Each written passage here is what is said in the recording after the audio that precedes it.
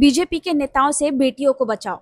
देहरादून में इस वक्त हजारों की संख्या में युवा अपने हाथों में इस पोस्टर को लेकर प्रोटेस्ट कर रहे हैं। हमारे देश में नेताओं का नाम रेप और हत्या जैसी संगीन जुर्मों में आना शायद किसी को हैरान नहीं करता, लेकिन उत्तराखंड के चंपावत में 16 साल की बच्ची के साथ गैंगरेप करने का एक ऐसा मामला आया है जिसमें भाजपा के नेता के साथ देश की रक्षा की शपथ लेने वाले अग्निवीर जवान भी शामिल है। शर्मनाक बात यह है कि ये पीड़िता न सिर्फ नाबालिग है बल्कि इतनी छोटी सी उम्र में वो अपने परिवार का सहारा भी थी। बीमार पिता का इलाज कराने के लिए स्कूल के बाद वो एक आइसक्रीम पार्लर में काम करती थी। पिता के अनुसार 5 मई 2026 की शाम उनकी बेटी घर वापस नहीं आई। बाद में उन्हें किसी से पता चला कि दोपहर करीब 2:30 बजे विनोद रावत नाम का एक शख्स उसे शादी में ले गया था। एफआईआर में कहा गया कि विनोद रावत पिछले कुछ समय से नाबालिग से बातचीत करता था। देर रात तक जब बेटी वापस नहीं लौटी तो पिता ने स्थानीय लोगों और पुलिस के साथ मिलकर पूरी रात खोजबीन की।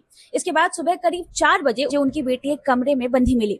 उसके शरीर पर कपड़े नहीं थे और खून से लथपथ थी। पिता के अनुसार बेटी ने बताया कि 3 लोग उसे जबरदस्ती कमरे में ले गए और उसके साथ सामूहिक दुष्कर्म किया।